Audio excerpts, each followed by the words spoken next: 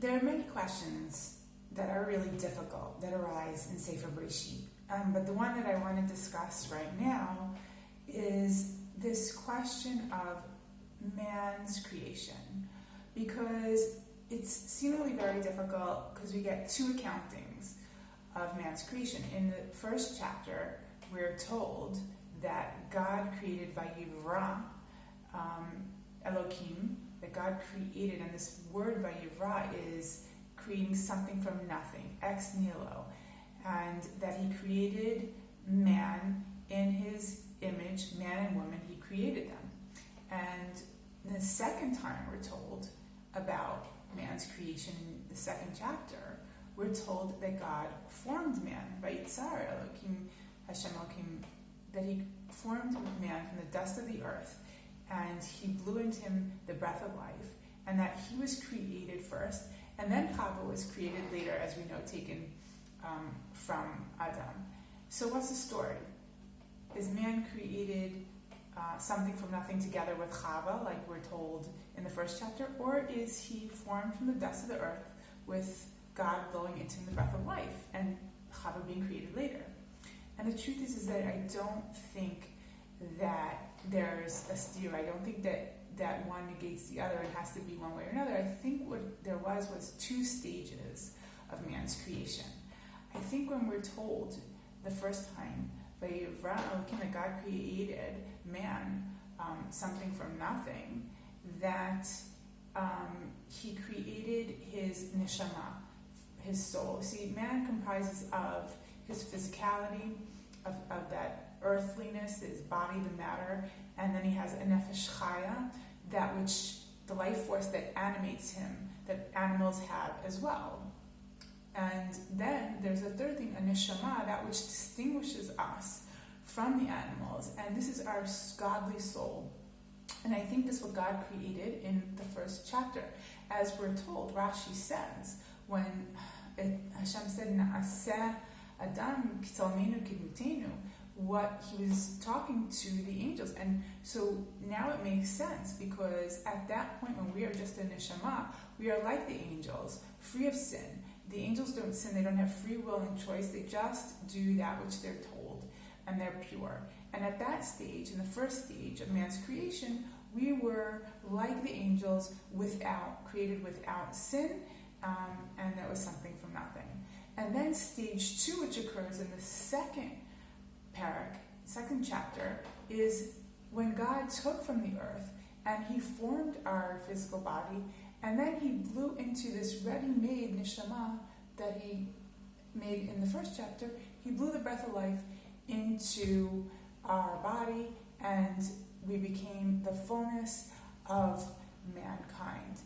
And so, yes, woman was physically created next after Adam, but the idea and her neshama was created conceptually like Adam was created in the first chapter. But the physical form of man and woman was, as we're told, in the second chapter. Now, the amazing thing about us having this breath of life, this neshama in us that is godly, is that God gives us this ability to be domeh, to be in the likeness of God. And before the sin, what that meant was that we had this ability to create like God creates, meaning we weren't subjected to the laws of physics, of time and space that constrict us now. But once we ate from the Eitz Hadat Tov Hara, the tree of knowledge, good and bad, and we brought ourselves down, we were drawn down by the physicality, by internalizing that sin and the earthly part in us.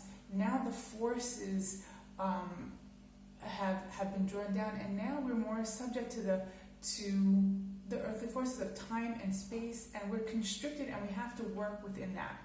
And we're kicked out of the garden, and we have a difficult time doing that, which means really living in the now, because that's how we rise above. And I think that this is taught to us by the fact that when Adam sinned, God says to him, Ayaka, where are you? And he's asking, where is that Adam that I created, that pureness, that neshama, the one that was in the likeness of the angel without sin, and that had these abilities? And Adam could not answer that because it was gone. And we see when Hevel sins, there's also a similar thing where God says, when Cain kills Hevel, he says to Cain, Hevel chicha, where is Hevel your brother? So the from Ayaka and Hevel chicha is the same word. What's missing is the ko. And ko is an indication of the miraculous, of what is above nature.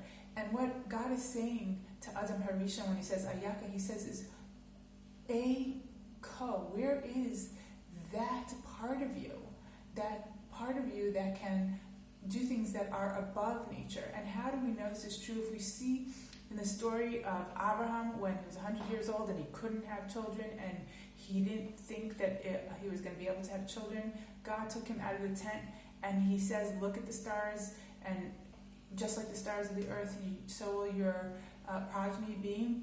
The word ko is used there, meaning that if you believe, if you're godly, if you're living in the moment, you can rise above and things that are seemingly miraculous can happen. And ko is an indication of that which can happen that is above the laws of nature, that can be done. I mean, we're told also that the miracle Chana is Chaf Hei Kislev, that's ko, because it was miraculous. And that there is this ability for man to tap into that godliness and to rise above the confines of space and time to achieve certain things. And we can see this. We can see this in real life when people live in the moment, when the grandmother can lift the car that's seemingly impossible feat for her to do because the child's on there and she doesn't think and she just lifts it automatically because the child's in peril. And there are things like this, of course, with Paro's daughter extending the hand and being able to get Moshe. When we don't think, when we don't live in the past and what we know of what exists and what we can do, or in the future we worry that won't be able to happen, but we just live in the moment, we can rise above our physical nature and tap into that godly and make something the seemingly impossible happen. That is the code that we're trying to get back, and that is all about living in the present moment. That is because time is a construct that it's either past or it's future, but it's very hard. Even when I'm talking, I can't capture this moment. It's fleeting, and if we can tap into that moment, really live in that moment, we can make the code. We can make these seemingly miraculous things happen, which is very godly and which is really how to go about changing the world in a positive way.